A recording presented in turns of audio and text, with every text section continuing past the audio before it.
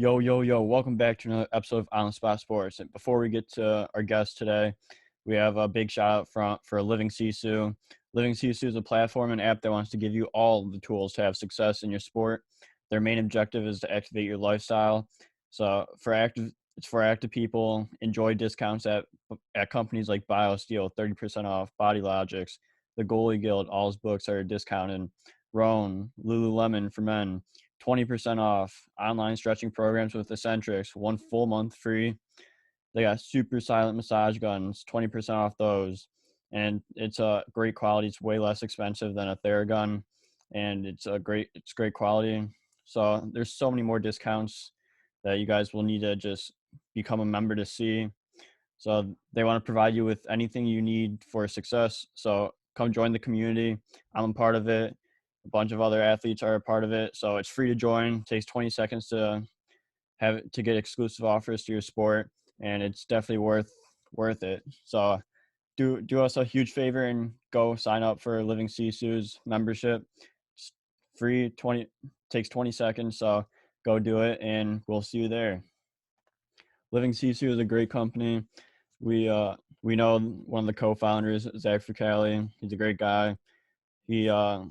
He's the co-founder. He does a lot of live streams on Instagram at Living Sisu, and with a bunch of elite athletes, and you learn a lot from like the athletes' determination, their resiliency, everything to what made them become successful.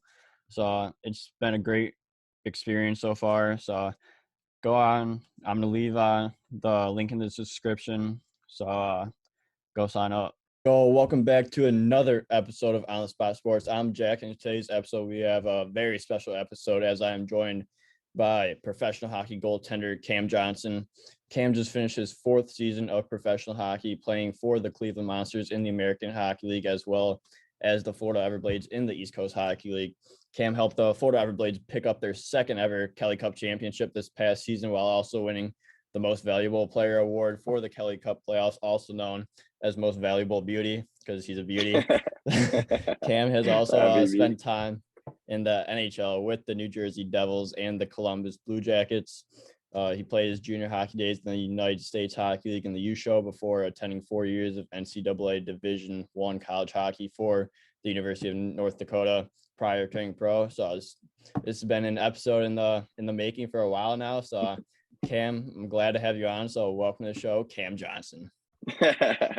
Yeah, what an intro, holy. But no, I appreciate it. It's good to be on here. I'm excited. It's gonna be a good one. Yeah, absolutely. I've been looking forward to this one, especially like ever since because it's a funny story of how we met and how we got this together. And because you were in Chicago, or you were playing with the Cleveland Monsters that one game in Chicago. Yep. And you gave up 4 or 5 goals, and I met you after the game, and you're like, yeah, like this does not define my game. Like I fucking suck this game. Like after you said that, I was like, I gotta get this guy on the podcast. He's a fucking beauty. Yeah, that was a tough one. Chicago was a fucking wagon this year, so I think we played them on like a Sunday or whatever. It was 3-3. We went I think we went Milwaukee to GR to Chicago. It was something stupid when they should have went like GR to Milwaukee to Chicago, or vice versa. We had it all opposite. So it was the 3-3 burger, but yeah, I went in there. I didn't have my best night. I think I only played probably a period and a half before I got chased. Yeah, it was one of those games, like I think like the first shot on net went in, or like they scored a couple early. I'm just like, oh god, here we go. Get me the fuck out. Yeah, literally, like fuck. Every time they're coming down, like these fuckers are gonna score here again. Yeah, that's all right. Though I put that one behind me. Oh yeah, and you went on to bigger and better things. So usually we start from youth hockey on, but I want to start. I know everyone wants to get right into the business with how this season went, because you did win a Kelly Cup championship with the Florida Everblades. Also got MVP for the MVP. Beauties. MVP. But like how like this was a really great season for you. So like how do you put into words like how your season went with Florida and with Cleveland, and then just to back that up with a Kelly Cup championship and MVP? Yeah. Yeah, it actually was, I mean, granted, I had a lot of success this year. Like our team in Florida was really good, so I mean, I can't take all that credit, but obviously, team's not the same without a goalie. And like those guys all down there, I'd been playing with them. This is would have been my third year in Florida. I've never been there for a full year. My first year was the COVID year. We had a wagon that year, probably would have won, but COVID year it got ended. Second year, we were lights out at the start of the year. I was like 7-1, I think, and then that's when I signed with Columbus. And then I was almost going to try and come down at the end of the year, but for playoffs, which I think we would have won last year if I would have came down. But there ended up being something like Columbus would have had to continue paying me like what they were paying me, and it would have been for like probably another month and a half. Yeah. So it would have been like 10 grand or something, and they weren't willing to pay that because they're obviously have no affiliation with Florida or whatever. So that kind of stunk. But again, this year, kind of a rough start at the beginning. I went into Columbus's camp. I left Columbus like 11.4% body fat, whatever. I think like 100 and or maybe like 202 pounds or something. And I came back to training camp in Columbus like 206. I think I was 13% body fat, which isn't like, groundbreaking, Yeah. but obviously with the opportunity I had there, they weren't happy about that. And they actually sent me home from training camp. So I didn't even get to participate. I went there, did all like the off ice testing too, of course, like did the Yeah. freaking bike bagger with The the things you want to miss.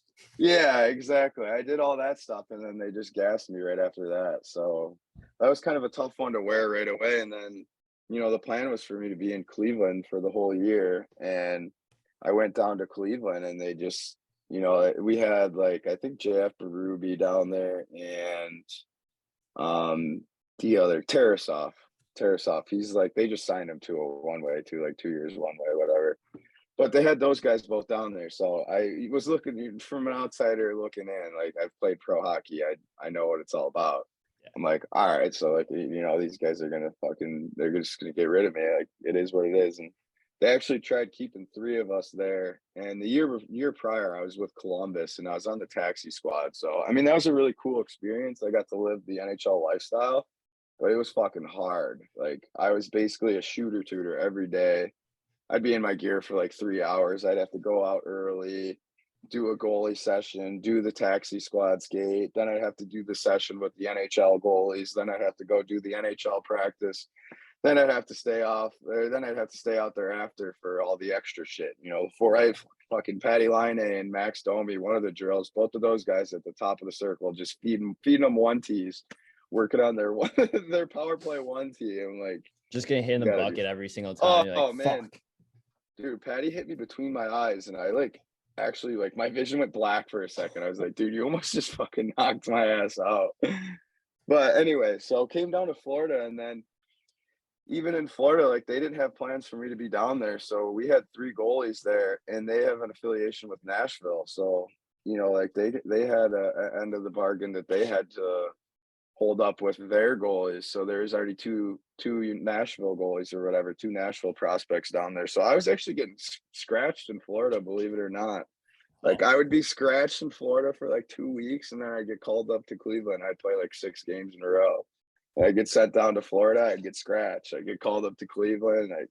I think I was up and down like 10 times this year between Florida and Cleveland. So, it was a lot of up and down this year, but um I just kind of had this like almost like fuck. It was like a fuck you or like, just like a fuck it mentality. Like whatever.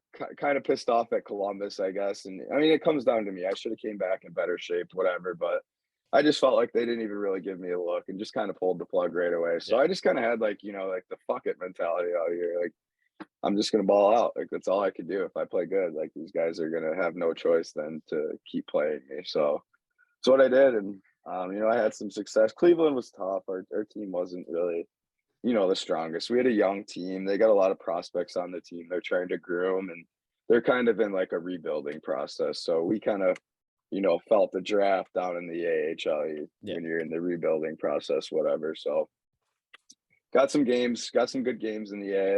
That was good. But obviously coming down to Florida at the end of the year, I had a great season in Florida, like during the season when I played.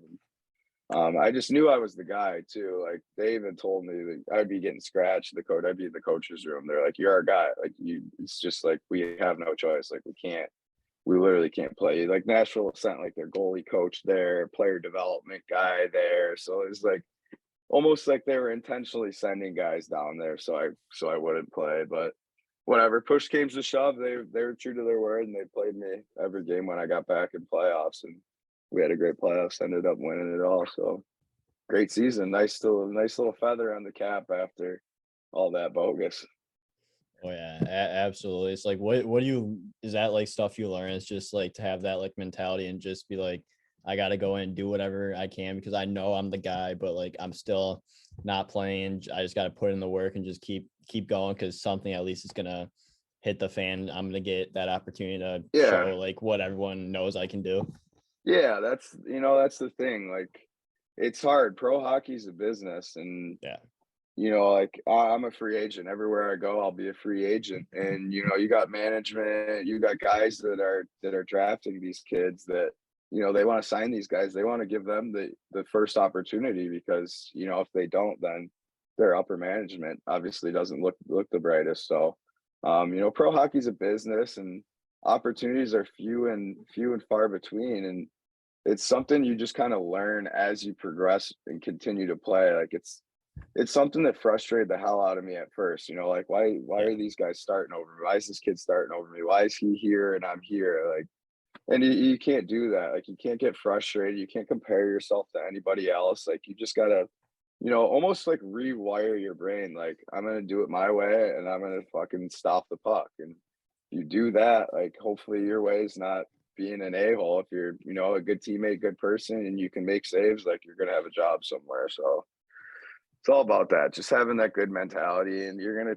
there's bumps in the roads. You're gonna get kind of dicked around sometimes, and some coaches might tell you one thing, and then fuck, you're on a flight the next day getting shipped out of there. So it's hard. It really is a grind at times, but we play hockey our whole life, and obviously this is what you strive to do in your hockey career. So I'm definitely enjoying it too while I do it.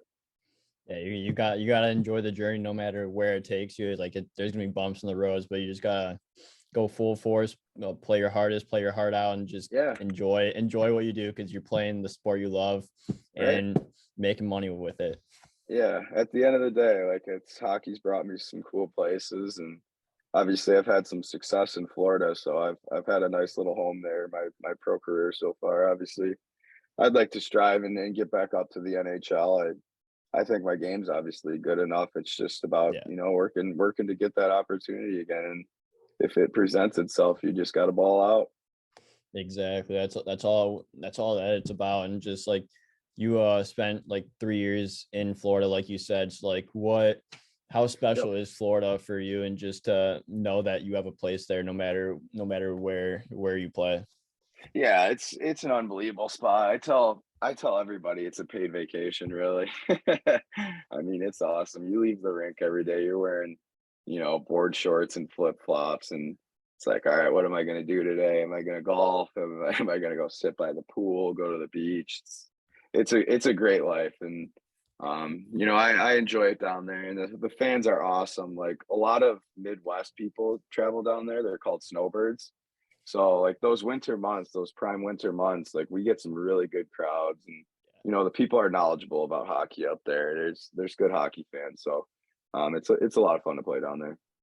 Is it as hard like the ice? Like, is the ice super soft in the South, like a lot of people say, or do you get used to it over time? Yeah, you just get used to it. Like personally, I think our ice is fucking terrible. So a lot of places we go, they have better ice than us. So we always use that to our advantage too. Like we'll go play somewhere, or whatever, and they'll come see us. It's like, boys, they've never played in the swamp before. Like they have no idea what's coming for them because it gets really hot there. So it gets hot, and like the humidity or whatever. Like sometimes the ice is just like so snowy, Yeah. or they can't zam it. They'll just have to dry scrape it. So it seems like there's always something going on with the ice. But playing at Hertz Arena, I think it's an advantage. Like the ice isn't great, the boards are hard. So like when teams come in there, they know they're in for a battle. Especially Yeah. Saturday night. We don't lose a Saturday night at the Swamp. It's called the Swamp for a reason, and like bad ice, whatever it is, like you guys don't lose on Saturdays. Like No. it's the Swamp for a reason. Like the Swamp is where the Florida Everblades play, and where the most dangerous man in South Florida lives. Yeah, the most dangerous. That was from my first year. The most dangerous, man. That kind of stuck around for a little bit. Oh yeah, it's a fun little nickname to have for yourself, especially like if you're playing in Florida for so long. Yeah, right? It's the Yeah, perfect nickname. No, the it's fans an are awesome there too. I mean, they've welcomed me with open yeah. arms, and how could you not love me? That's I'm just awesome, kidding. and that's still awesome. But then you go in, you Yeah. go on for a long Kelly Cup playoff run where you go 15-3, like the boys are buzzing. Uh, you're even fighting guys on the other team. You're fucking nail gun. Like, what was those like playoff rounds like leading up to the Kelly Cup final, and then just being able to call yourself champions? Yeah, it was a great run. It was a lot of fun. Like we knew like the past couple years before we got robbed, and like finally I was able to come down there. Like we had our good core guys that have been there for a few years. So I almost want to say like we just had this mentality going into it. Like we knew we were gonna win. So we had a lot of confidence. Like we played the right way. Like obviously I was pretty dialed in playoffs. So like we just knew how to play. Like we knew how to structure each team where like if I had to make a couple big saves, I was able to do that. And like I knew in my mind, like, okay, it's gonna come down to a point you're gonna have to make a big save or two. And it's not like I was getting peppered all game or Yeah, whatever. Like we just did a great job in playoffs. Everybody bought in, like nobody was bitching about not being in the lineup or whatever. Like the guys that weren't in the lineup, like they worked hard still. They didn't, make it about them, whatever. We just had like the perfect balance of guys. Everybody there wanted to win. Like we could tell when we would get up on teams, like, a couple games to none or whatever, if they had to come back to Florida, like they were done. We'd yeah, play them and like maybe we lost 3 games, whatever. Like the games that we lost to, like we like basically gave to them. Like it was almost like a fluke that we lost. So yeah. we just knew we had a wagon. We had a lot of confidence rolling into playoffs, and we won a shit ton of games. So it was a lot of fun. And to be completely honest with you too, we were basically on a bend like all playoffs. Really? Oh yeah. Like Newfie was so fun. Oh my god. They have like the most bar per capita. Like their little whatever mile of road on, I think it's like State Street or something. I don't know, whatever. If you talk to anybody in the coast, they're gonna know what street that is. But there's literally like a bar every 5 steps. That's that's heaven right there. And just every night after the game, off nights, like Oh find yeah, yourself at the bar. yep. All of a sudden you're fucking in one. What the hell? How did this happen? And then you have a game the next day, and you're like, oh, we're gonna win. So it Yeah, doesn't really matter. here's a 40 save shutout. Yeah, because you pitched a ton of shutouts. You pitched what, five shutouts during that time? Yeah, 4, I think. 4 or 5. So you're Yeah, 4 or obviously you're feeling in, just 5. everything's going right. So like, how do you stay so dialed in when like every game matters, and like you're playing a ton of games, so you also have to recover because playoff hockey Yeah. is hard on your body. Oh yeah. I mean, that's what like some people probably don't realize too, is that's at the end of the season. So it's like, you're whatever bumped and bruised from the whole season. But honestly, playoffs it's the best time of the year too. So like whatever, bruise or banged up you got, like you just put it on the back burner for playoffs. So playing the load of games, like I didn't really play it. I played a ton of games actually in Cleveland, especially when I was there, because I would like I was like basically the third goalie there, and they went through like a lot of injury trouble this year again. So there was a lot of times where I was supposed to be in Florida. get called by Cleveland, like, 10 o'clock one morning, like, hey, we got a flight booked for you, 2 o'clock. Like, and can you play tomorrow? It's like, holy shit. Like, all right, yeah. Like, no, no problem. Racking up the But frequent flyer miles as yeah, well. yeah, literally, no, I got a ton of miles.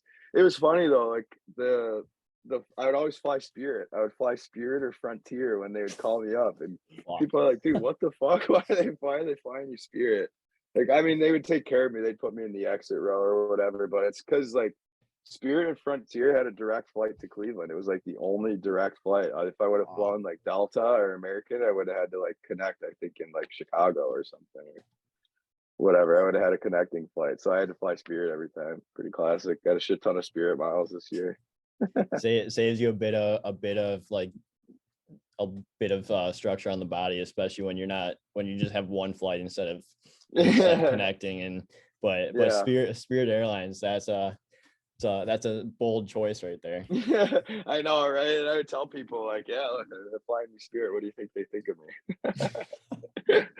But no, I mean, Columbus took good care of me. It was, a bummer they didn't re-sign me. I thought I'd played well enough, but it is what it is. Yeah, But anyways, exactly. yeah, playoffs is hard. It's hard on your body, but you just you find a way. And everybody was fired up. Everybody was excited, and I had a lot of confidence. Like obviously we were winning a lot of games. I was stopping a lot of pucks, and the boys just knew they could rely on me back there. So when I came back to, we were in the first series already. Playoffs had already started. They were 1-1 with Greenville, and I came in there. I think we won or we lost one to them in OT, whatever, but it was a fluke. But we came in there, like, pumped them 3 games in a row, and all the boys were just all fired up, like, "Fuck it, right? So we got our guy back, like, let's do this." So it was just, yeah, we just knew we had a wagon. We knew we were gonna win a lot of games, and, it's hard, especially that time of the year, like, it's Yeah, hard to win games, and, the teams that win, it's not always the best teams either. It's just, the most gritty teams, and we just had a group of guys all wanted to be there, all wanted to win, so it made it really easy. yeah. They That's just why we just buy into the program, and once you do that, the Yep. sky's the limit because the boys are gonna want to go through a fucking wall for everyone. Yeah, that's the thing too, right? And, I came back there, like, fuck, if one of the boys fucked up, I'd make a big save, and I tell him, like, "Look, I got your back, bro, like, don't worry about it. Fuck. You fuck up, you got your rock back there." So, like, it's it's the boys having confidence in me and me having confidence in the boys. Yeah, that's what it's all about. Like Goes once Yeah, it once goes you a have long that, like way. fuck, you're winning. Oh, yeah, like, when you got fucking you coming up there, boy, every save, the boys are tapping you on your pads, and, you're going out after you're just getting wasted. They're telling you how fucking sick you are. I'm like, "You guys are gonna be the reason we won. You're just gassing me up all the time." They'd just be like, "CJ, you're so fucking nasty, dude. You're such a fucking beauty." And, like, the guys every practice, and I tell them too, like, we were boozing. We had some late nights together. I'd be like, "You guys just need to tell me fucking every practice. Just tell me I look sick, even if I'm hung. Like, just tell me I look fucking awesome." And they would, man. Every practice, like, they'd come down, I'd make a big save, whatever. Like, everybody be fucking banging on the boards and shit. So it was a lot of fun. We had a great group of guys. That's fucking unreal. It's like what'd you do with your day with the cup? So we didn't really like get a day with the cup, but I had a few days with it in Florida. Like right after the season, um, I had been going to a couple clubs down in Naples, so I knew like a couple managers, whatever. And one of our parties, one of the guys was like, "Yeah, we need to fucking have the Kelly here. Like, we'll take care of you guys, like comp all your bottles and all this shit." So we had like a sick night at a Naples club. Cavo it was called, but it was like Cavo night with the Kelly, whatever. So we went there, got all banged up. I wanted to go to the Lani Kai. That's the beach bar out there. And that's literally my favorite place on earth. I fucking love the Lani, but we didn't make it out there. It was kind of like, it's pro hockey. Like guys got families, and Yeah. guys got shit going on. So it was like I stayed out in Florida for probably like 3 weeks, maybe close to a month. But like a week after the season, there was only like eight of us there, 8 to 10 of us. Like over half the boys had already left. So it was sad. It ended quick, but we had a really fun few days. Took Yeah, that and cup that everywhere. oh yeah, you took clubs at bars everywhere. It's just Yeah. wherever the Kelly is, that's where where the party is, and it's gonna You know, fucking be lit. you know where to find me. Find the Kelly, you find me. Oh yeah, absolutely. But I wanna get on to like your first like stint with like pro hockey. So like you after you graduated from University of North Dakota, you would then Yep. went on to play with the Binghamton Devils in the American League. So like what was your Mhm. time like getting your foot in the door of professional hockey and like realizing like the realities of it? Yeah, I mean, it was nice. So my first year coming out of college, I was on an NHL deal. So, especially like in the minors, it's crazy. Like contracts are actually like a big deal. You'll Yeah. have like a guy on the, an entry level deal, and you'll have like an older guy that's on an AHL deal. It's like this older guy on an A deal should be in the lineup, but it's like they play this, NHL contracted entry level guy, whatever. Yeah. So my first year, I was an entry level guy, which was nice. Got the benefit of wherever I went down to Adirondack, like I was the fucking man there. Binghamton, I was the man there. I got called up to New Jersey, like I was in the mix. So Yeah. it was a really cool experience. Like first year getting called up to the NHL, like a lot of guys don't get that opportunity, and it's something I look back at, and I like almost wish I would have done more. Like I did a lot when I was there in New Jersey, and I was up in New Jersey for like probably a month total my first year too. So like I was up there, and I had opportunities. I just never got in. I've played in preseason games, but I've never played in a regular season game. So I had opportunities. It didn't end up working out, but no, it was cool. I signed with New Jersey. Like it was quick. It was crazy time. Like my season ended, and I have an agent, whatever. So my agent had been telling me like, yeah, I got all these teams calling me off the hook, asking what you're doing, whatever. So like my season ended. Like my agent called me the next day, like, yo, what do you want to do? Like I got these teams calling, yada yada yada. He's like, they're gonna want to like see you play. Like you're gonna have to go down there, which I was kind of bummed about too. Yeah. It's like senior year. I want to just party with all my boys, whatever. But no, I signed like 2 days after our season. I flew out like the next day, and then I think I was in Binghamton for like a month. But actually, like a crucial month, like being able to go in there and get my toes wet. I played a few games, like seeing how a pro operated, because like pro is so much different than college. Like college is almost like harder schedule wise because you got class, you got Yeah. practice, Yeah, like like everything. yeah, like everything's planned out. Pro is just like you have practice and you have games. It's like, that's really it. Like pregame meal, figure it out on your own. Like warming up for games. College, we did everything together. Pro, it's like everybody, like you have some guys go grab a coffee and sit in their gitch for fucking 2 hours, and then that's their warm up. So pro's just like a whole different dragon. It's like it's a stats driven thing. And you got to get what you need and do what you need to feel good. And a lot of places understand that and get that. And you got guys that just operate completely differently. And there's some guys I've played with in pro, like how the fuck has this guy been played pro for so long? The way he treats his body, like what he eats. And some people are just wired differently. And it was cool kind of coming in and getting a little taste of that right after college. So I knew coming into the next year, like, all right, this is what pro is, and you got a lot of downtime. Like this year, especially, I'm gonna try and like, do something on the side, try and figure out if I can maybe get a job or something in Florida, set myself up for, life after hockey, because Yeah. that's the other thing. It eventually comes to an end too. So yeah, it was nice getting in there, and my first year kind of getting my toes wet and seeing the pace. The pace I remember was like just that every step that you make, like it's just the pace and the sharpness of hockey. It's just a little bit better. And I could really tell they're coming in there.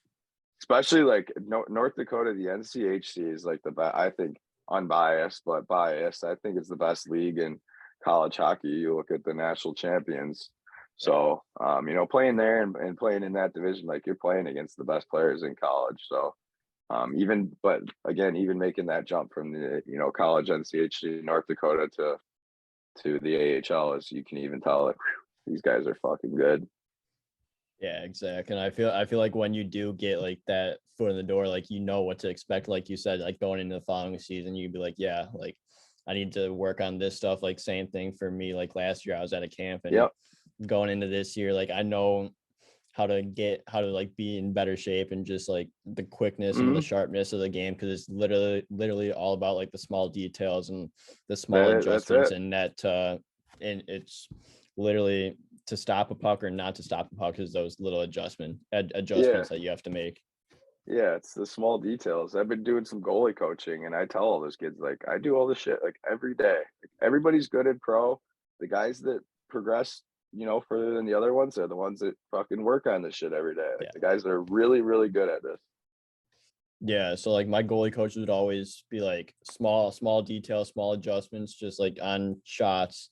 They just tell me over and over, just small adjustments, because that's the difference between a goal and you stopping the puck, is just like those small adjustments that you're making to make that save. And like when you like think about it, like to like simplify everything down, like goaltending is like it's not simple, but like if you put like everything together, like it's more simple Yeah. than it looks. Yeah, it's I always say slow is smooth and smooth is fast. Like, Yeah. it's not. And a lot of guys, especially like now I'm doing, some coaching this summer, and you get some little guys that just go fucking bombing out of the net. And I always remind them, like, you have more time than you think. And Yeah. it's kind of a hard concept to master. Like, I really didn't feel until like probably this year. I mean, granted, like, working with the Columbus goalie coaches every year, like, they really, or all year, they really helped me simplify my game. And the RVH was a big thing. I wasn't very good at it, and we were doing RVH like every day, and I hated it. I was like, this sucks. Like, I suck at it. It's not fun. It's brutal. And that's why you practice stuff, and it's frustrating is you're not good at it, and you're not going to get better at it unless you put in the work. So I was doing fucking RVH drills every day. I started practice. I'd fucking do shit at the end of practice too. And like, now I'm so comfortable in the RVH, and it's like so easy. And I find like my game is so much more simpler. Like you said, it's not like you don't have to go, bombing out of the net on, tips, like, especially like some guys want to freaking attack the puck. But anytime you get a tip, they're like tipping it back into you. So like literally on tips, I don't even really move. Like, I just will, put my hand out or Yeah. like make a little body adjustment where I'm like, all right, if he misses it, I'm gonna stop it. And if he tips it, like, I know he's got nothing there. It's gonna hit me and fall right in front of me. So simplifying your game it's huge. And as you move up in those levels, it's like I said, it's those guys that master those little details, and have that good patience, and just relax in there. It's slow, smooth, and smooth as fast. Yeah, exactly. Like they would preach on that all the time. They'd simplify my game a lot, because like Yeah. I would always think like you just have to be buzzing like all over the Oh place. But yeah. like you're losing energy when you do that, Yep. instead of letting the game come to you, and just because you're already going to be set before the shot even comes. But like Yeah. you're over like extending yourself and your body when you're Yeah. just moving all over the place at a quick rate, and just being able to just simplify it Yeah. down, and just it helps so much. And like you see the game and it slows down so much for you. Oh yeah. Yeah. It's like, little controlled movements. And you have more time than you think you do. And like for me, I've always been an aggressive goalie, and I didn't really have, like, I didn't have a goalie coach growing up. I didn't really get Yeah. goalie coaching until I got a little bit in juniors. We had like a guy that would come in kind of part time. He'd try and get in there like once a month or once every 2 months. So I didn't really get goalie coaching until I went into college. And I had a fucking awesome coach there, Carl Gehring, and he's back there too. Like, he was so great for my game. And like, he was all about, you have all these tools in your tool bag. Like, it's about you deciding which one that you want to use. Like, we'll work on all of them. I'm not going to tell you do it this way or do it this way. He's like, do it whatever way stops the puck, whatever way feels Yeah. best for you. So he kind of helped me, build those small details and get comfortable in different situations. Whether it be, I used to hate the RVH, so I would just do the normal VH. I'm still kind of a normal VH guy. Like, if guys are coming down that angle, I hate just like, Yeah. sticking into the RVH. I'm like, I feel like, helpless. Like, anything that's gonna hit me, I'm not reacting to it. I'm Yeah. a reacting goalie, so, like, you shoot the puck at me, I wanna, fucking glove it, or I wanna blocker it away. Like, it's so hard for me to just sit on the post and just, like, let pucks hit me. So I've been a VH goalie my whole career, and then I got to Columbus, and they're like, "What the hell are you doing?" Like, and that's the thing too, is you'll have, all these different goalie coaches, and guys have different ways that they want you to do stuff. And like, for me, like Columbus, that's how they operated their goalies. And if Yeah. you look at any of their goalies, like Elvis, he's fucking so good at the reverse, and Corpy, like those guys are. And I remember when I would be on the ice, like watching them do it, like I was just like almost in awe, like how are you guys so good at this? And it's the way that they want those guys to play, and they've been in that system, so they've kind of shaped them that way. So, yeah, it was nice having the KG, my college goalie coach. He kind of helped me obviously work on those details, get all those tools in my toolbox, and then once I became pro, it's like, all right, even college, I was a little bit more aggressive in college. And my first year in New Jersey, they're like, you come out too far, you're challenging too far, and Yeah. it was harder to get to those backdoor plays. And I've just learned in pro, like the guys are obviously fucking good, they snap that thing around. So like you can't be going bombing out, you gotta be, you gotta wait, you gotta I always think like let them, let the play come to you, let the shot come to you, don't go to it. So it's definitely helped me simplify my game. And honestly feel like way better, like where I'm at right now in my career, like this is the best that I've felt, like all around. I just feel, really comfortable in a lot of different situations. That's unreal. And like just like getting that like foundation, just like as a whole, like as a foundation for the position as well as the foundation for the RVH, because it is such a Yeah. demanding position to be in, especially with your hips. And Oh, like fuck, is it ever. it hurt, it definitely is a strainer on your hips for sure. Oh, Like it is. all And those ligaments over there. oh, dude, when I would have days when we would just pump the RBH, like I could barely like walk out of the rink, man. My hips would be so tight. And I actually noticed too, like, because I never really was an RBH guy, but now since I've been doing it, like my hips, I guess I'm probably getting older too, which is sad, but I feel like Comes I'm with still the 20. age. I feel like I'm 21 in my brain, but obviously my body doesn't feel that way anymore. But I still feel good. And no, just like the RVH, it's just such an awkward, like Yeah. you're kind of going, like you're fighting your body. So it's kind of an awkward, whatever, not awkward movement, but once you get comfortable in it. But again, like, yeah, those days I'd be pumping the RVH, like my hippies walking out of there would be shot. Yeah, exactly. And like just like you didn't like doing the RVH, but now you perfected it. Same thing with like skating when it comes to goalies. Like Yeah, no one wants to spend 30 minutes skating no, instead of getting shots or puck shot at them, but you have to do that for your foundation. And if you do it like every day, you're gonna get better and like you're gonna feel a lot more comfortable. And once you can skate, you can keep up with the higher levels. yeah, no, 100%.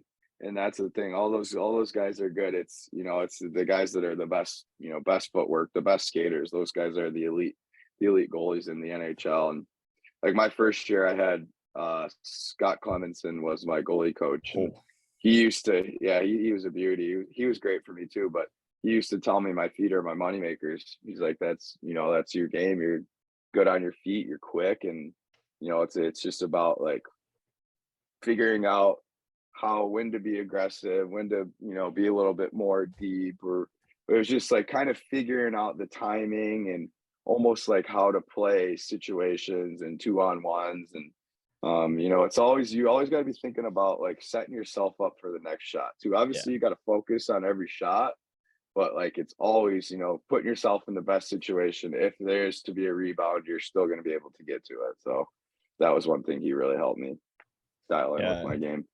Yeah, Poise, and not absolutely. not being Yeah. as, That's not big being too. as reckless.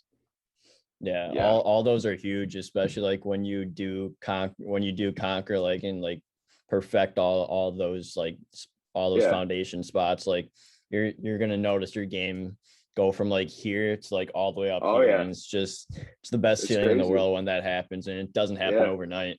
no, it doesn't. It doesn't. I always tell people too, Rome wasn't built in a day. So Yeah. all this stuff, even for young goalies, like you got to work on it every day. I think it's like it takes what, like 27 days or something, or 21 days for something to become a routine, or Yeah, something whatever like that that. saying is. But it's like, if you just do it once or twice a week, like, yeah, that's gonna help you. But you're doing that shit every single day, like you will notice a difference. And it's hard. Like, it's hard work, and that's why you see like less and less guys as you progress. Like, the guys get weeded out, the guys that don't want to work and put the work ethic in. Like, talent and all that can only carry you so long. Like, eventually those kids are going to catch up to you. And there's maybe that less skilled guy who's fucking, working his ass off. Like, he's going to get that opportunity. Yeah, absolutely. And like that's you just got to keep working hard. Like if you think you're working hard, someone else is Yeah, you can working always. even harder than you are. You just gotta Yep. put the how do they say, gears to the, or grind to the gears, or something Yeah. like that. You just gotta Put your go nose to the full grind. force. Yeah, nose Yeah. to the grindstone. Yeah. Yeah. It's hard work, but they see it too. Like, when you play pro, you're, especially in the A, you got fucking 8 guys on the ice. You got, your 3 coaches, you got your goalie coach, you got your player development guy, your fucking goalie development guy. So you got, so many sets of eyes on you. Like, Yeah, you may not think they're watching you, but like somebody's always watching you. So they pick up on that. If you're not working hard in practice, like, you're not going to get the benefit of the doubt. And then vice versa. You're fucking working your ass off in practice. Like, somebody's going to notice that, and somebody's going to be, fighting for you. And you need guys in your corner in pro. yeah. If the management or whatever, if they're just like, fuck this guy, he's lazy, whatever, like, you're toast. It's not gonna do any good for you. It's gonna only hurt you. Yeah, exactly. Yeah. So then before you started your pro career, you were at University of North Dakota for 4 years of NCAA Division I college hockey. So what was like the process to sign or to commit to UND and then go on that 4-year ride with UND? Yeah, it was really cool. And like, honestly, my jump to like juniors and college and all that, like 2 or 3 years prior than that, I'd just been playing double A hockey. So honestly, like, when North Dakota came knocking, I was like, kind of like, holy shit, like, never in a million years would I ever assume that I would be going to North Dakota. And they used to have a guy, Rocco Grimaldi, went there, and he was like Yeah. big Michigan, came out of Michigan, like he played for Little Caesars, whatever. I think he's from Buffalo, but he was like, I think he's a 93. He was playing on like the 90 birth year Caesars. So I always remember growing up, like, watching him, hearing about him. And then he went out to North Dakota. And that's when I first had like started watching them, and obviously their facilities, everything. And then, fortunate enough for me. All right, so I guess my career, I played double A hockey my junior year of high school. I won a national championship. Like, we won silver sticks, national championship, all that stuff. So I was kind of at a crossroad there. Like, all right, I had done everything that I had wanted to do. I Yeah. played with like the same guys for like 8 years, like the same core group of guys. So it was kind of like, we did what we wanted to do. And our plan all along was to win a national championship. And like, as you grow up, like once you get to midgets, the age group breaks off. I'm a 94, for example. So like, first year we were an all 94 team. We were playing 93, 94. So like, that first year we got fucking pumped. Like, we Yeah. were not a good team, but we were all 94s playing against a lot of teams were all 93s. So like, that next year was our year. We were supposed to be good or whatever. I had opportunities to go play AAA that year too, but I was like, you know what, like, I can't turn my back on these guys now. Yeah. So fortunate enough, I went back. We ended up winning like everything: district, states, champion, or nationals, silver stick internationals. So we won everything. It was a sick year, but I was just at a crossroad. Like, I didn't know I was obviously like good enough. I knew I was good, but like, I didn't know I was good enough to play juniors and all this shit, whatever. It just kind of came to the point where I had done everything I wanted to do. I was actually skating with my high school team too. Like, thank God I never played high school, because I would have never. But I was just like, I just want to play with my buddies and whatever, go to Michigan State, yeah. But I ended up like skating. I was doing this like summer league tournament with Little Caesars, whatever, and the coach ended up asking me to play for the team. So I was like, well, fuck, I guess I'll go try a year at AAA, see what that's all about. So I ended up playing that year and had a solid year and started getting some interest from that's when I started talking to colleges and these junior teams and I didn't even know what juniors was. I was like, what the fuck is the What is this NAHL? USHL What's the stuff? USHL? Yeah, literally when I was getting invited to these camps, like I didn't even know what junior hockey was. So I went into camp so after that year and we ended up winning states with Little Caesars too. So whatever. I guess I'm a winner. But anyways, went into Illustrated career over there. but went into junior camp. I got invited to like I think like 10 junior camps, and some of the camps are just like money makers. Yeah. They'll have like 10 teams at camp, but they know who's going to be on the team or who's going to be in the All-Star game, whatever. So I ended up like making my way onto whatever, made an all-star game, like had a sick camp. I ended up making Green Bay Gamblers like just out of camp, and they even cut the guy that they drafted too. So like you don't really see that very often, but went into camp, fucking beat their draft pick out, and then I knew that they really didn't have plans for me either because we had three goalies in Green Bay, and like one kid was from the team the year before. They had won the Clark Cup, so like I knew he was locked.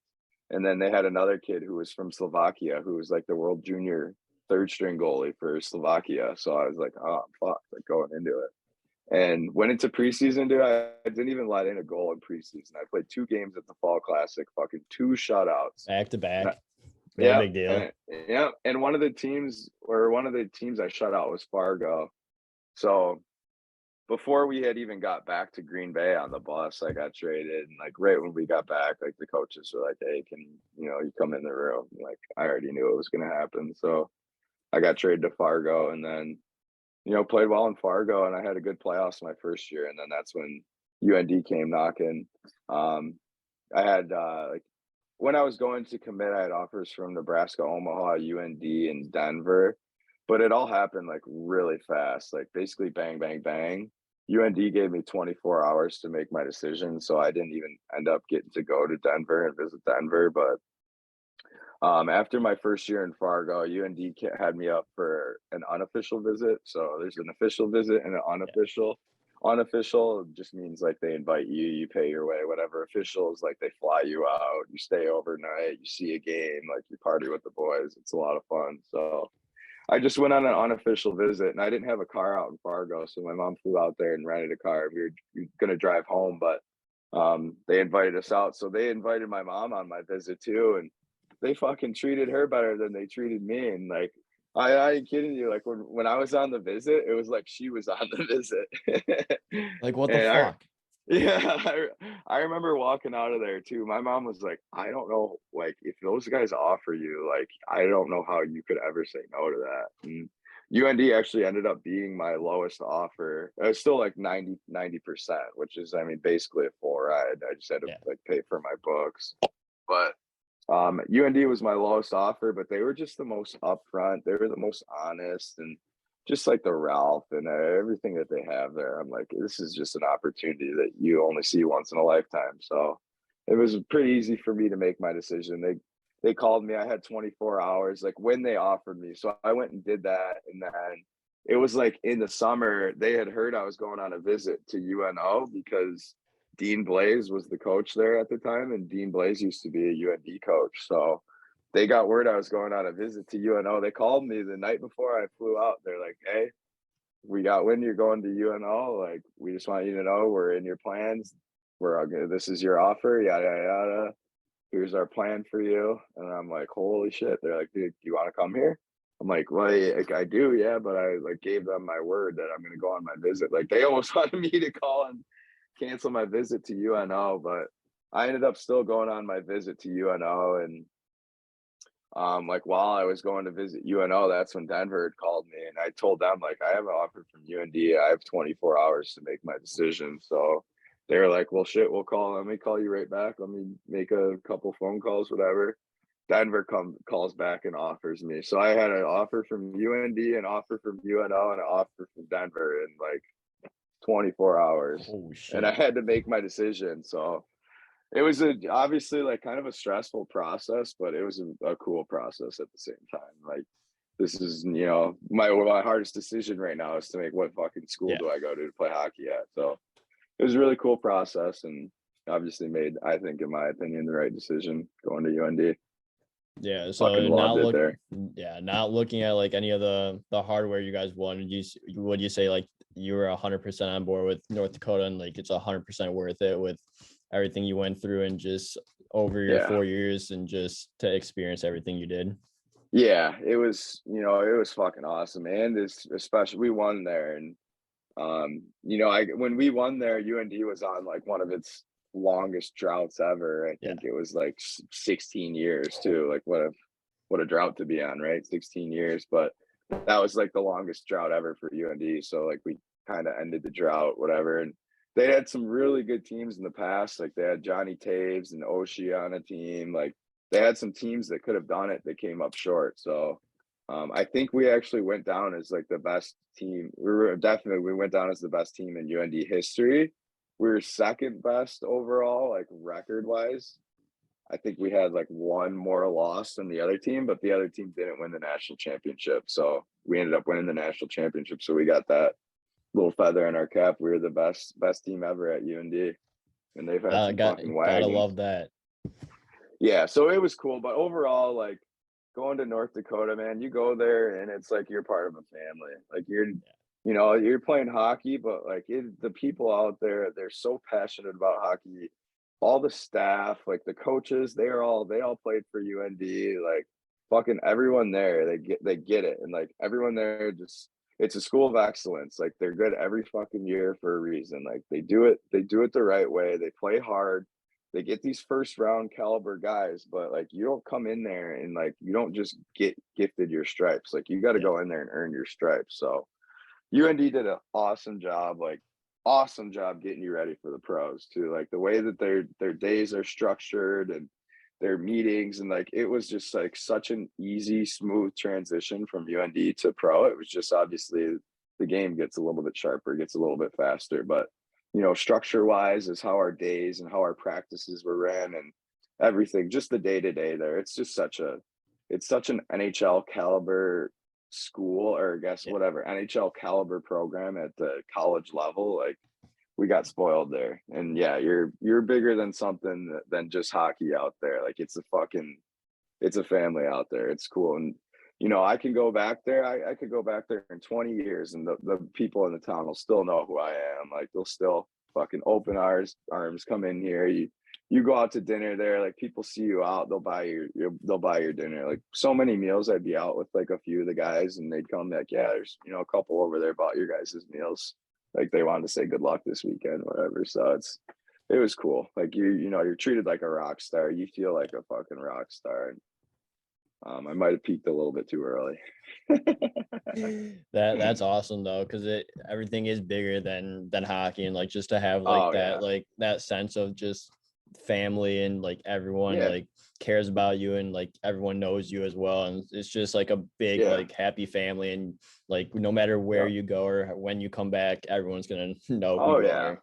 oh yeah. Like I still have like professors that I had there that I following along with my pro career. Like That's congrats, like awesome. nice shutout last night. Like I'm not even kidding you. They follow fucking game by game. Like they're crazy out there, and obviously we left our nice little mark on the university, so the fans like us down there, or I guess I should say up there. Oh yeah, absolutely. But what was your favorite place to go when you were at UND? Favorite place? I like Denver a lot. Denver was a really cool trip for us.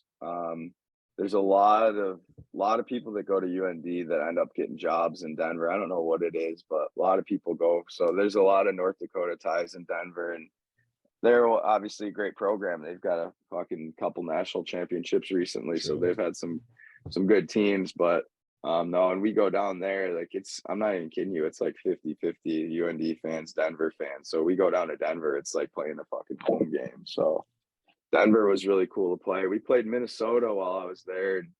The Gophers, they're our biggest rival ever. And we played I played them at the Ralph for the first time in like 6 years or whatever since the NCHC split from the WCHA or whatever. Played them for the first time at the Ralph and at Minnesota. when we went to Minnesota, like that place was standing room only, three-fourths UND fans, Wow. like three-fourths UND fans That's in crazy. fucking That's a Minnesota. home arena right there. Yeah, right? Their own fucking arena. We got all our fans there. And then when Minnesota came to us, dude, the tickets sold out in like 3 minutes, I think. And Wow. the student section for all the hockey games is first come, first serve. There's people who camp there for 2 days.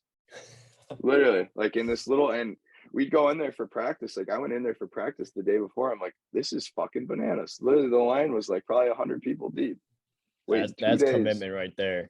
Oh yeah, and like our coach there, like Brad Berry, was fucking awesome. He would go out there in like 0-degree weather. He'd bring, a bunch of pizzas or a bunch of boxes of donuts. He'd go down the line. He'd fucking shake everybody's hand. Thank you guys for coming, and grab a slice of pizza. Like that's the way they do it down there. It's a lot of fun. Yeah, that's a sense of family right there. No matter doesn't matter who you are, Yeah, your family to right. anyone at North Dakota or in Yeah, North Dakota, you're everyone yeah, your cares about you. family. Yeah, you're part of this. Like, he treats the arena staff. He treats them fucking probably better than he treats us. And even like our chefs, all the people there, it's always, thank you so much. Like, appreciate it. Like, you guys are doing an awesome job. So like, there's good people there. Good people there. They're very passionate about their hockey. Everybody cares about it, and it's a lot of fun. I mean, but at the same time, like, like my senior year, we kind of struggled, and you're kind of an easy target. Like I remember I was fucking getting tweeted all the time. People were like, "Fuck you, you suck," So you get that little taste of it too. It's like you get the highs, but you also get the lows. Oh yeah, it's all about the obstacles that you have to face. So like college hockey is obviously known for like the fans, the student sections, and all that, and Oh like yeah. all the chirps. What's been the biggest chirp you've gotten when you've been at UND? Like either like Huh. through social media or just like in a game like in Minnesota or like one of those student sections that just like shout like Yeah. Civ at you or whatever. Western used to light me up. Western Michigan. They didn't like me, especially because I was a Michigan guy too, and they're known for their student section. They're called the Lost and Lunatics. So I'm not kidding you. And they're like goal line to goal line, like all standing up. Their glasses short, so you hear every fucking So word they you're say hearing to you. every single thing they Every say. literally every single chant they heard, like I could hear word for word. Um, the best chirp. Fuck. I don't know. I get chirped a lot, and I usually like during games, I don't let it affect me. Like if somebody chirps me, I'll just like look at them and smile, or I'll laugh. Like I just try and Wink. piss them off. Yeah, wink. When we won at UND, like if I TV timeouts are the worst. Like especially when I'm Yeah. down on the other end, when I'm skating by the bench, like they're all fucking hanging over the bench, just lighting me up. So like UND, I'd be getting chirped, and I just look at them, point at the banner. Like, you see that? That's the closest you're ever going to get to a national championship. That's awesome. And like college hockey is like with the student section, like if you like mash those things together and it's like it's the Oh, perfect world. Like you love the energy, you love like the yeah. atmosphere around like the student sections and playing the game is just no better feeling than just when you're up there and you're just getting chirped and you're just laughing throughout the game.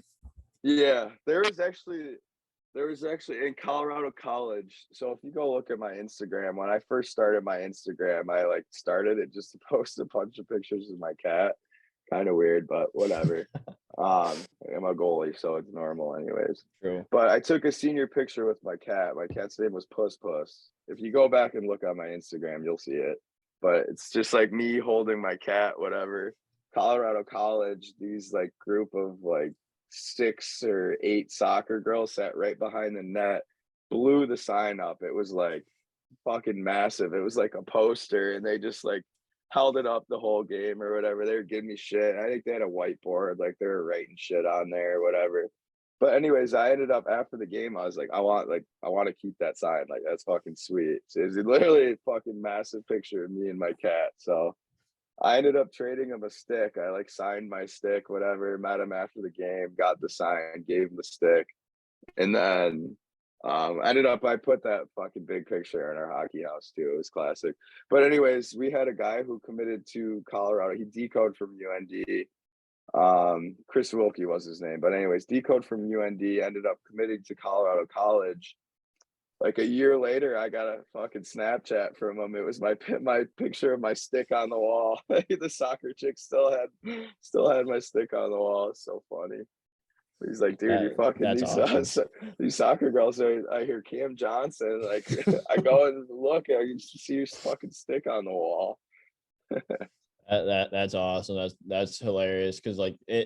like it's all fun and games at the end of the day. Like I've Oh heard yeah. tons of stories where it's like, yeah, like I'm like players got the posters that Yeah. other people made, and it's just trading like sticks and just like Oh it's yeah. just a lot of fun.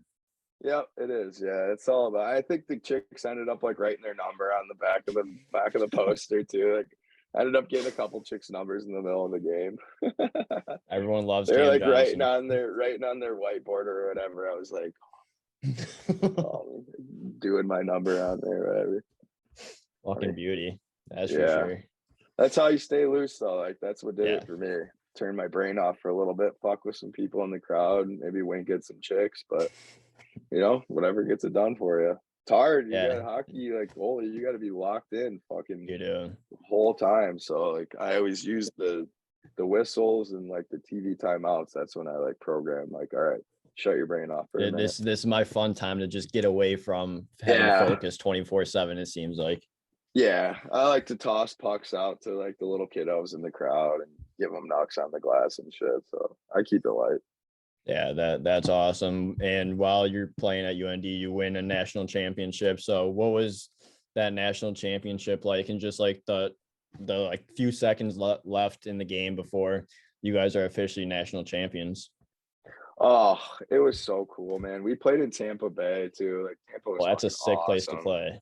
Yeah, and the place was jammed, dude. We played Denver at the semifinal, and I'm not kidding you. It was probably like I would say like more towards a half, but it was like a fourth to a half, like UND favored. Like we could hear them when we went out there in the national championship game. I'm not kidding you. Was like fucking 7-8 UND fans. Like I remember stepping out there, like I was just in awe. Like the starting or whatever, the national anthem, like starting lineup, like my knees were trembling so fucking hard. I thought I was gonna buckle. And I just remember like the first step that we took on the ice, just the fucking place erupted.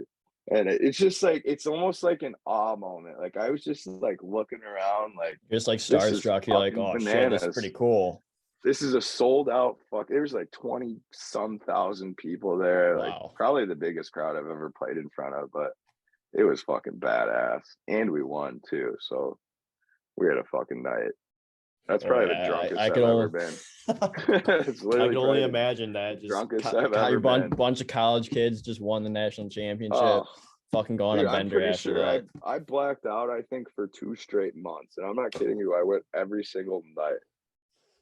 Every single night, we just wear a little national championship hat. Like it was fucking any bar you went to, drink for free. Underage guys, you had your hat on, didn't matter. You were in the fucking bar. Just It was so everyone's much just fun. throwing shots, throwing beers, throwing Oh, anything they can fuck. find. Just I fucking couldn't keep free up. shit. I couldn't fucking keep up. Like you guys are gonna fucking send me 6 feet under. It was Well, fun though. It was like, we're glad you're still here and just yeah. enjoying the moments that you've had in college and your pro career so far. Yeah, couple championships later, I'm still kicking. So And there's a bunch more championships to win, that's for sure. hell yeah, fucking right there is. Oh yeah, but then before you were in at UND, you were playing in Fargo, like you said earlier. It's like, what was Yep. that time in Fargo like, and just like getting that like lifestyle of junior hockey, since it was like your first opportunity with junior hockey, and you had no idea what junior hockey was, like you said. Oh, fuck, dude. I never moved away from home. Like you got to move away from home. You live with a family you've never met before, too. Like my billets in Green Bay, they were awesome.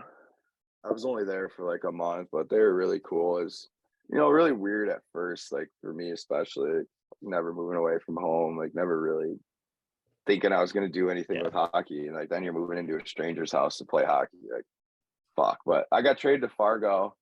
My first billets in Fargo, fucking disaster. Like, I lived in an apartment with a 6-month-old baby and like a 2.5-year-old. A 3-bedroom apartment. Like, my bedroom was like an office turned into an a bedroom. It was tiny.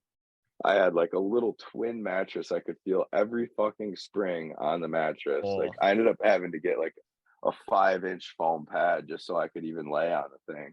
just But so you can sleep too. I was only there for like probably 2 weeks. We went away on a tournament. I had this little like piggy bank full of money. I had like $260 in there. Like, bitch was basically full, and it kept track of all my money on there. I came back one weekend, the thing had like just a little sliver of coins in there. I ended up like I had fucking dumped it out, reset the thing and did it. I had like $10 or something in there. So I got like $250 in change stolen from it. My first billets in Brutal. Fargo. So I moved out of that place right away, thankfully. And then I ended up with an awesome family. Like, I still talk to them to this day. Like, we played in Milwaukee last year when I was with Cleveland. They came down. Milwaukee's like 9-10 hours, whatever, from where they are. But Yeah. I think that was like the closest that we were playing to them, and they roadied down, and I got to spend the weekend with them and see them, whatever. So that was awesome. But yeah, playing juniors, it was an adjustment. It was weird, just like, but cool at the same time. Just fucking playing hockey, no school. Like, I'd just come home from the rink every day and play Xbox. So I was living the What a dream. It life was to be living there. Hockey and video yeah, games. That's all you need. hockey, video games. Like, that's the first time I got all my shit for free, custom gear for free. I didn't have to pay for anything.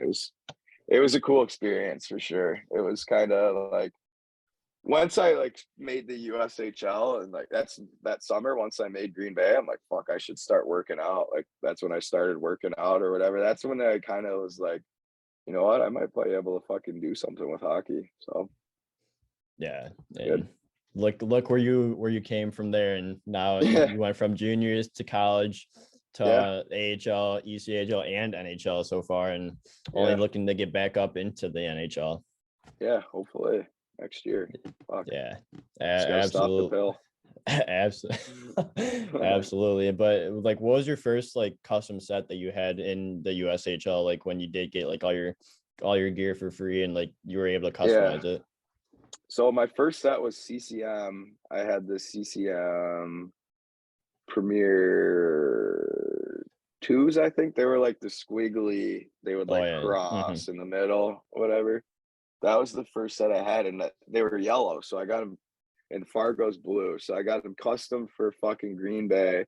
They were late. Like, they got in literally the day before I got traded. So like, I got my fresh gear when I got back to Green Bay, but got traded out to Fargo. I had to wear yellow pads the whole fucking Looking year. like Like, a highlighter over there then. literally looking like a highlighter. But no, it was cool. I was Reebok. They were Reebok at the time, anyways. But I've been a Vaughn guy my whole life, so I was actually pissed I had to switch, and hated, I hated my CCMs at first, but like the pads I had used for like 4 years, 3-4 years, so like they were literally like fucking beat to shit. Like, Yeah. looked tiny on me too. Like, I had to switch, so got into the Reeboks, and then the next year was when CCM like partnered with Reebok or bought them out, whatever. It was the Premier one, I think. It was Yeah. like the CCM with the knee rolls. Carey Price had like the little red sliver at the bottom. Those were the ones that I went with my second year. And then college, I was able to choose whatever I want. So very loyal to my brands. I've been using, Warwick helmet and basically Vaughn everything my whole career. Yeah, that's awesome. Whatever fits, whatever you like that's what you got to go with. And like, you've had some Yeah. sick setups too, especially like, I love like the blue and red with Yeah. Columbus and Cleveland and Florida Yeah, over that looks there. It's just, sharp. it's so sick, and like it stands out. It's super bold. Yeah, so like that graphic that I have on my pads too, it's my graphic. Like, I printed a little pad thing out and like stenciled it in there. So I think it's actually called the Johnson graphic too, which is, I've thought Okay. about changing it, but I'm like, you know what? It's just like my thing kind of. It's like So your brand now. Yeah, exactly. Yeah, that's unreal. But to wrap this episode up, you know how I put up that Q&A for on Instagram for everyone to ask some questions, and boy, we get a ton of questions. So Oh let's finish god. off the episode with a bunch of these questions and wrap things up here. How about we do that? Yeah, let's see what the boys had to say. All right, I'll pull it up right now. All right, here we go. The first one is how late is too late to start playing hockey and make it pro? Start off with a good Um, one. yeah, man, you can really start at any age. It's crazy. Like, I've played with guys who started when they were 13. I've played with guys started when they were 2. I've had guys started when they were 8, so it's everybody's got a different path. And like, you look at college hockey, for example, like everyone thinks, oh, you got to play in the USHL, you have to get drafted, yada, like you don't. And like personally, I never got drafted and I never did any of that. Like it's if you're good, they're gonna find you. So, it's never too late to pick up the skates and try and play, and especially be a goalie. It's tough and it's gonna come with challenges, but the mind is a very powerful thing, and if you can set it to things, you can basically do anything. So it's all mindset, and it's putting in the work and putting in your time. You can start at any time. There's not really a specific start date. I would say probably earlier than later, but no, you can start at any time and you can still find a way. Yeah, I love that. And like everyone has their own path. It doesn't matter when you start. Yep. Like if you're good enough, people will find you, and even if like you don't make it, like you still get to enjoy the process of Yeah. playing the greatest game on the planet. Right. And you're just out there, just it's not about like the destination. It's about the journey. Like everyone Yeah. says that, and like yeah, I Oh really yeah. do embrace it, because if Yeah. you're not enjoying the journey, you're not going to enjoy like the end game, and like the end, like Yeah. where you're going to end up. You're not going to enjoy it. You just got to enjoy every single moment, from the good times to the bad times. It's a Yeah. grind all the time, but Oh it's a yeah. lot of fun. It's worth it. And I've met some of the best people, some of my best friends and some of the best people I know I've met through hockey or through the hockey world. And I've played in some really cool venues, and I've been to some really cool places, all because of a quote unquote game. But it's a pretty special game. So Yeah, if you're fortunate enough to get the opportunity to play, it's a lot of fun. We're pretty blessed. absolutely. Oh yeah, gotta stay blessed, Yeah. because you're playing the greatest game on the planet, getting paid Yeah. for it. You're just making a career out of it. Like there's nothing better. Yeah, exactly. Yeah, but that kind of leads me into the next question, is like, what's been your favorite arena you've played in pro? Favorite pro We'll arena. do pro and college. How about that? Yeah, I guess pro, I backed up at MSG. That was pretty sick. Cool. Um, The Rock. Here's my cat. You want to see my cat? Say hi, Ty. But coolest pro arena. Columbus was cool. I mean, I got to go to a lot of cool places on the taxi squad, like Nashville. Nashville was cool. Honestly, I'd say probably coolest pro arena was Vegas. I got to my first ever call up was New Jersey to Vegas. So I got in at like whatever, I think like 2 a.m. Yada yada. But we had like a Sunday day game the next day at like 2 in the afternoon or whatever. The place was fucking jammed. Like the whole production, if anybody ever gets the chance to go see a game at Vegas, like I highly recommend it. It's literally like a Vegas show during a game, like all the TV timeouts, like warm ups. They got the girls dancing on the glass, and it's really cool. They do a good job in Vegas. That's probably the coolest That's venue, awesome. Yeah, coolest pro that's venue. everyone always says stuff. Yeah, you got to go to Vegas. You got to go to Vegas, because Yeah, they really know how to put on a show. Because they it's do. Viva It's Las Vegas. legitimately, I'm not kidding you. It's a whole product. The game is just like a Vegas show. It's a production with some It's great, hockey great mixed for the in NHL. between. Great for It the is. NHL. Yeah, it is. It's cool. There's a lot of buzz down there too. They got a good following. Absolutely. So, like, what's been your favorite college rink that you played at? Favorite college for sure, the Ralph. I love the Ralph. I'm biased. That'll probably be my favorite arena to play in ever. It was such a cool place, and to be able to play there like every weekend and practice there every day, it was you don't realize it at the time. Like now I realize it since I'm gone, like how fucking special it is and how cool it is. You're kind of like in the moment, like, oh, whatever. I play at UND. I'm a hot shot, yada yada, whatever. But like once you leave, you're like, fuck, man. I wish I would have enjoyed it a little bit more than I did. Really dug into the times you were there and really like soak Yeah, it all in, especially playing at the Ralph. yeah, those days. Yeah, maybe I was not that hung actually. Yeah, but the next one is who's your favorite teammate? Wow, favorite teammate. Is that any team Yeah, or let's go any team. on my current team? Fuck. I'm gonna hurt a lot of people's feelings if they listen to this. Um, God damn it. Fuck, I've had some good teammates. I'm not gonna pick. I'm sorry, whoever asked that question about probably one of my buddies. I'm not picking because I'm just gonna sue her myself. I've had some Yeah, great I feel that I've because had like some great everyone, teammates. yeah, great teammates, great people. Like I get the same thing. Like people are like, "Who's been your favorite guest on the podcast?" I'm like, I can't really pick. Like they're all Yeah, my favorite in a way, and just yeah, they're all you just different. can't pick one. No, I agree.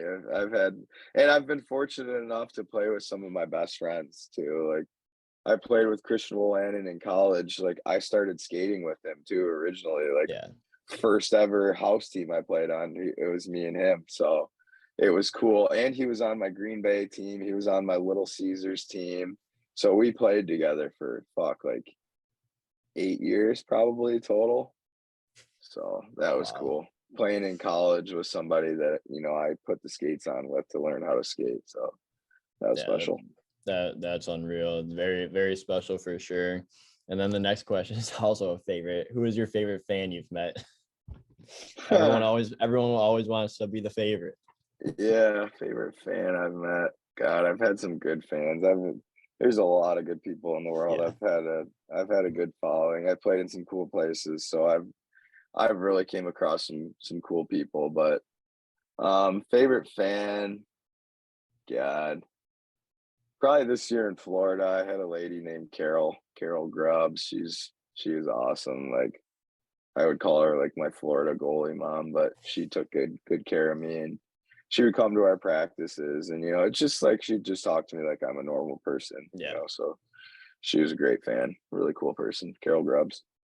That's awesome. And then the next one is ask him why he's never beat Dennis Gus in the annual golf trip we go on every year. DG, yeah, he fucked his back up, so he's not even playing this year. He's scared now. Yeah, we do this golf trip every year, me and a group of my buddies, and this is our fourth year. This year I'm fucking 0-3. It's the one championship I can't win. Come on, you win every other championship, but you can't win that. Yeah, I can't win the fucking annual. So DG, you're a dickhead, but I'm coming for it this year. It's unfortunate you won't be out there. That's awesome. This is the year you just won the Kelly Cup. Like you're gonna win Oh another yeah. championship there. Yeah, I'm riding a high right now. He's Exactly. in And like you just trouble. gotta keep riding that until you can't no more. Yeah. Oh yeah, I'm riding this way forever. Oh yeah, love it. And then the next one is how long have you played roller? Or was State Wars the first time you played it? No, I started playing roller when I was like 15, I think. I had a group of buddies that whatever I'd fuck around with, and then we ended up just putting a team together. So I used to play and I look back at it now, like I just played in State Wars and I had like 2 games a day and I was like fucking exhausted. Like sweat my ass off, yada yada. And like back when I first started playing roller, I would play like 16U, 18U, pro, D1, junior. I played like 6 divisions. I would have like 12 games in a day. Like I would be just skating like floor to floor Big basically. conditioning. Yeah. So I started playing roller probably like 15, 16. And Yeah, I was new to the roller fold, but we just had all ice guys. Like we were and roller is a completely different style of hockey too. Yeah, It's like possession and like when you play a legit roller style team, like they'll come up if they don't have anything, they throw the puck back, and it's like slow, kind of annoying. It's almost like a game of chess, but no, roller's a lot of fun. It's not real serious, but it's yeah, serious at the same time. But a lot of beauties play roller. There's a lot of beauties in roller. So I've been yeah. playing roller since I was probably like 15, 16. Won That's Narch a couple awesome. times. It's not bad, not a big deal. Yeah, so I'm a But roller hockey national champion too. like you said, champion everywhere. Winners win. Exactly. But like I picked up roller during like the pandemic when like you couldn't be on the ice and like that's all you could Yeah, do. Like you just rip roller like yeah, it's five, hard. 6 days a week and just go out there for Yeah, like 4 hours and just rip it all. Just it's a yeah. lot of fun, but It's yeah, it gets you it's exhausted. yeah, it's fun. It's hard and it's fucking hot. Like I probably sweat. I sweat just literally sitting in the net. Like I don't even have to be moving. I'll be fucking weak. I have to bring a towel out there to like dry my crease. Otherwise my wheels slip out from under me. That's rough. That's gotta like hydrate a little bit more there then. Yeah, gotta lay off the piss. How was State Wars when you went there? Like, what was it like, and just like the experience of playing State Wars? Yeah, it was cool. It was right in Taylor, which is only like 30 minutes from my house, so that was nice. It was right down the road, but it was a cool experience. I played with, a good group of guys, like a group of Buffalo guys, and then I had a couple ice guys on my team and, some guys that I knew from playing roller and from playing against the ice and stuff. So it was a lot of fun. We lost. Our team was first place after the round robin, but we ended up losing in the semis. Oh, Fucking two to one roller hockey game, oh. 2-1. So boring. But we played one of those roller style teams, and they just pounded us down. They got the best of you. Yep, buried a couple opportunities. It was cool though. Yeah, State Wars was fun. That yeah, was my first time that's playing awesome. roller in like 3 years too. So it was Really? like my quote unquote comeback. So I'm back in the Next year roller you fold. playing again too? Yeah, I'll play again next year. So I got a team now I'll be playing with. There we go. Love it. And then the next question is asked by Hawkins, and he wanted me to ask you about your rap career. Yeah, my freshman year at UND, I didn't play at all. My partner was Zane McIntyre. He ended up winning the Mike Richter Award that year for the top goalie in college hockey. So he didn't even give me a sniff that year. And I'm always kind of a loose, happy-go-lucky guy. And like the seniors, you come in as a freshman, like you get bullied by the seniors, and I just used to kind of give it back to them. I wasn't too serious. I kind of kept it loose in the locker room and on the ice, whatnot. But I used to post every Sunday for like 2 months.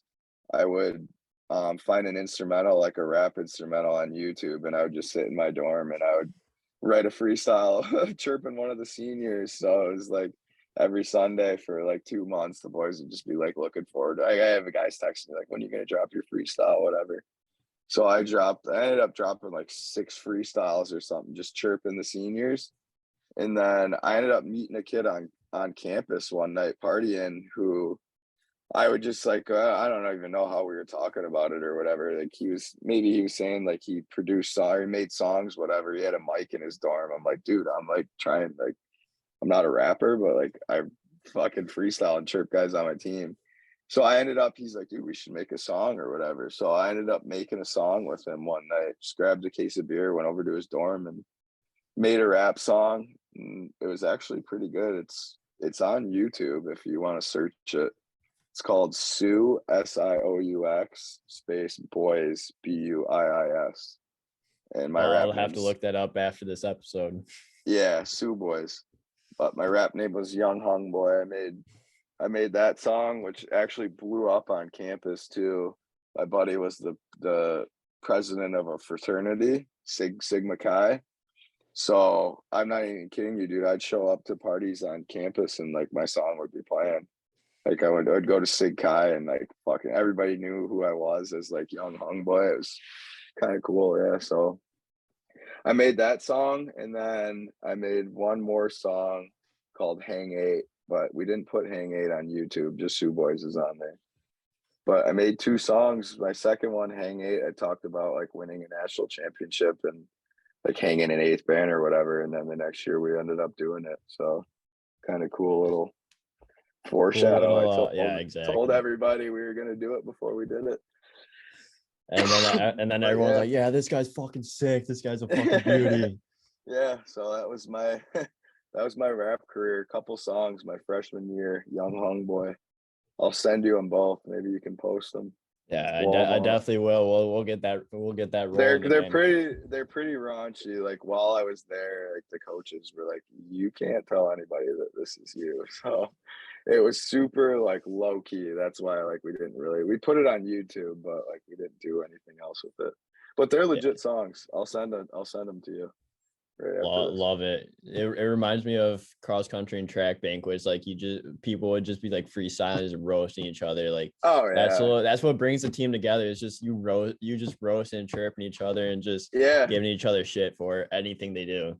Yeah, dude, it was funny. Like I did all that, and then one of the seniors, like we would do a Secret Santa every year, where you get like a gag gift, whatever. Seniors pick the freshman that they want, and then like the rest of the team will like draw a name out of a hat, whatever. And you just get the guy a gift, like if he has like smelly breath or whatever, you'll like his gift will be like a toothbrush or something like that, or like Europeans, for example. I'm sure you've played with some Euros. Like you play with some Euros are a little stinky, so like you'll get them like a stick of deodorant or something, whatever. So one of the seniors picked me that I had like chirped in one of my freestyles, and he fucking wrote a rap.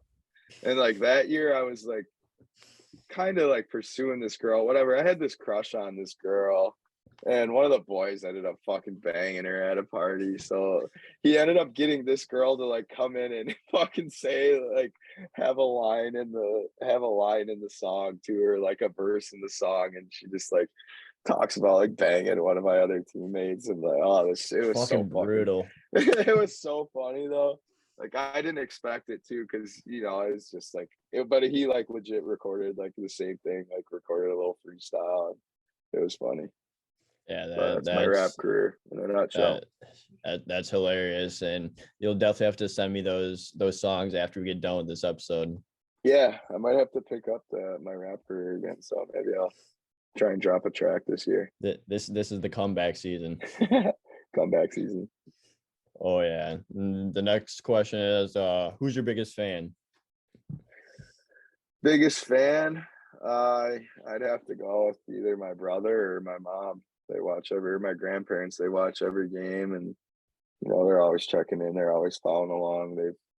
They've seen a lot of big games. They saw me win a national championship. They seen me win a Goalie Cup, so they've been everywhere. Definitely my Yeah, my mom, my brothers, or my grandparents. yeah, that's awesome, and just that support group is so important, especially when you are pursuing pro and you're playing pro. Like you just need that support Oh yeah, system because like the ups and downs can be brutal, especially the yeah. downs. Yep, there are some dog days, so that's when you lean on, your family, your significant other, your buddies. Those are it's like I said, it takes a village. It It takes a does. village to make things run and operate. So, you got your sport group, you got your fucking teammates, you got your coaches. It's everybody. They're all part of it. Absolutely. And then the next one, how was it winning the Kelly Cup with the Florida Everblades? And by the way, you're the best goalie ever. Thank you to whoever said that. But it was a lot of fun. It was a cool experience. I'm really glad we're able to do it. Like Florida has fucking awesome fan base. They got some great fans, like very loyal fans, like win Yeah, or loss, didn't fucking matter. Like they're still showing up at practice. They're still telling you what a great person and what a great hockey player you are. So Florida was a lot of fun this year, and I was really happy that the Kelly Cup, it wasn't, like college or a family. Like Florida, you're part of a family. You got your Yeah. boys, you got your fans, and it was really cool, like winning that for not only for our sake, but those fans and the GM and all that. They do a great job down there. So it was awesome experience. Number Yeah, two to winning the national championship for sure. that's Nothing. fantastic. I don't know if anything will top that. Yeah, that's still fantastic, and winners win. And when you Yep. have both fans and players telling you you're a beauty, like that's makes it even better. Yeah, winning's fun. I mean, wherever you win, like winning's fun. Whatever league you win in, whether it be a tournament, fucking Yeah, championship, whatever. Winning's a lot of fun. yeah, I always exactly, and say it hurts more to lose. it Like you does. gotta hate losing more than you like winning too. That's Because so winning's true fun. though, because if like that's how you get that winners mentality is because you can't stand Yeah, losing, you and can't then when you stand it. win, Sucks. it's so much better when you win, and like Yeah, it's just so much better, and like it also proves that winners win. man, it's so easy when you're on a winning streak, like to just keep rolling, and Yeah, like when you're on a losing streak, it is so fucking hard to claw your way out of that. Like this year in Florida, I'd fucking go to Florida, we'd be ripping off like 5 games in a row. Yeah, I'd go down to Cleveland, like we'd be getting spanked every year. We'd lose like 3-4 games in a row. It's like fuck, man, it's hard to win. yeah, but it makes you appreciate winning a lot more when you do have that Yeah, like losing like hatred, and just it keeps building and building, and then when you do get on that heater, like everything's unreal. yep, it just fucking clicks. Exactly. And like the next question is has to do with the wink. So everyone loves the wink. Eh. So like what's the backstory behind it? So the wink originally, I did it in college. I used to wink at the camera, like, cause I would know they would zoom in on me or whatever. There'd be a certain time they'd zoom in on me, so I would wink, and I like told my grandparents, I told my grandma, like, that's me saying hi to you. So I did it in college, and then I just kind of brought it to pro, and like I said, they watch every single game. So like in Florida, they fucking eat it up too. Like the literally like second period, second intermission, like I know the camera's gonna be on me, and it's like I always Yeah. look at it, turn and wink. So it just kind of, stuck. It's my little thing. But yeah, the wink started. And it actually still like it's just me saying hi to my grandma. But now I do it a little bit more. So it's me saying That's hi to awesome. her, and then it's also me saying hi to the Yeah. fans. Oh yeah, that's awesome. And just like it's another way to get yourself off focusing 100% of the time, and just Oh have a yeah. little fun during the whistles when the cameras are looking at you. Yeah, a little wink, make a big glove save, and look at the camera, a little smirk on my face, a little wink. Make a big glove save and wink while you're making it. That's That would be an next. electric photo too. That's next. Oh yeah, and then the next question is, how excited are you to be with Charlotte Checkers going into this season? Yeah, I'm excited. I'm glad that, this year around I'll actually be in the Florida Everblades. If I am to be down in Florida, Yeah, I'll be in the Everblades organization. But I don't know. Hopefully I'll stick in Charlotte, and it'll be a good season. I know Charlotte's a really cool city, and I actually have some family that lives not too far from there, and a couple buddies that live in town. So I'm excited. Hopefully it all works out, and I can go there and do a good job, stop the puck, and hopefully make it up to the big leagues. But no, I'm excited. It's a good opportunity, and I'm gonna run with it. yeah. Maybe get some more hardware while you're at it. No big deal. Yeah, right. Chase that Calder Cup. We'll Oh, go the yeah. Kelly, the Calder, to the Stanley, Oh yeah. That back would to back be to unreal. back. Right. Yeah, and then Bet the your next bullseye. one. Oh yeah, exactly. And the next one is hold on, I lost. How many nights a week do you recommend playing Halo with the boys to keep that hand-eye sharp? That's funny. I don't really play Halo too much anymore, but I got a little group that goes on there, so I'll fire up there every once in a while. But no, Halo's a lot of fun. Xbox, it's like a way of hanging out with your buddies when you're Yeah. gone. So I used to be a really big gamer. I don't really game too much anymore. I got the like brand new fucking new Xbox when I was in Columbus, and I've only turned it on like probably 3 times. So not really a big gamer anymore, but I enjoy my occasional Halo sessions.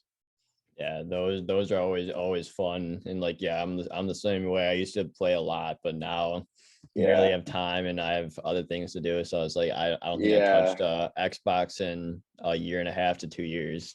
Yeah, I don't I've played maybe a handful of times the past couple of years. Plus, like, living in Florida, I've been in Florida. I was like, I'm not gonna fucking sit inside and play Xbox. I'm gonna Well, it's warm. wheel You want around to on my enjoy the rollerblades beach, or go something. to the golf course, Yeah. just anything other than video games. Yeah, anything to get me outside there. Yeah, exactly. But I have three more questions here. So what's your favorite food and then place to eat at in South Florida? Favorite place to eat in South Florida? Let me think about that for a second. There's this little, like Mexican place called Taco Vasquez in this fucking like beater.